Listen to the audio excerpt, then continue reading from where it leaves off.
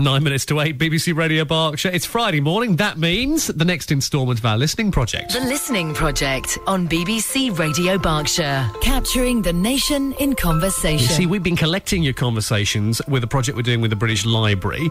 Conversations between people who are close, who care about each other, about something important that might not otherwise have happened. Today, it's a conversation between father and daughter, Andrew and Katie.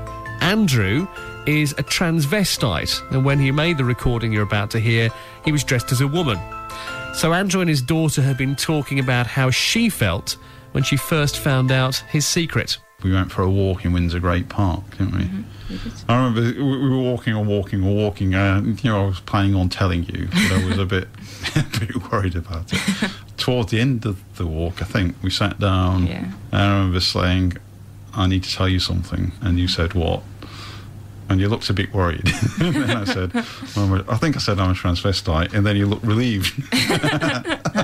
So I remember thinking, I wonder what she thought I was going to say. You are acting quite strangely, I think. I think if anyone sits you down and says, with a worried look on their face, that they need to tell you something, automatically you jump to the worst conclusions. I was only worried about how you might feel. Did you not ever feel this is awful? No, I didn't think so. Confused, maybe, or my impression of you growing up had always been as a very straight and narrow, well, non-pink. Christian, non-pink.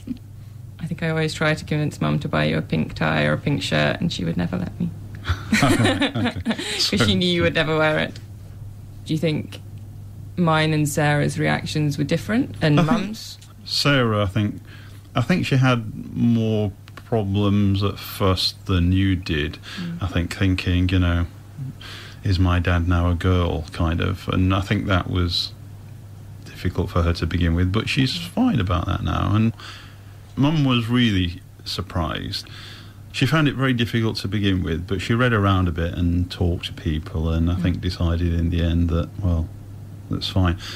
And I think now she kind of enjoys it almost as well as kind of accept it. And enjoys maybe overstating it. She's comfortable with.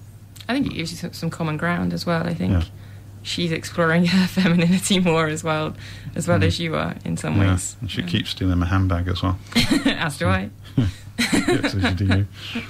Funnily enough, I think it's, from my perspective, I think it's probably the thing that you and Mum have most in common now.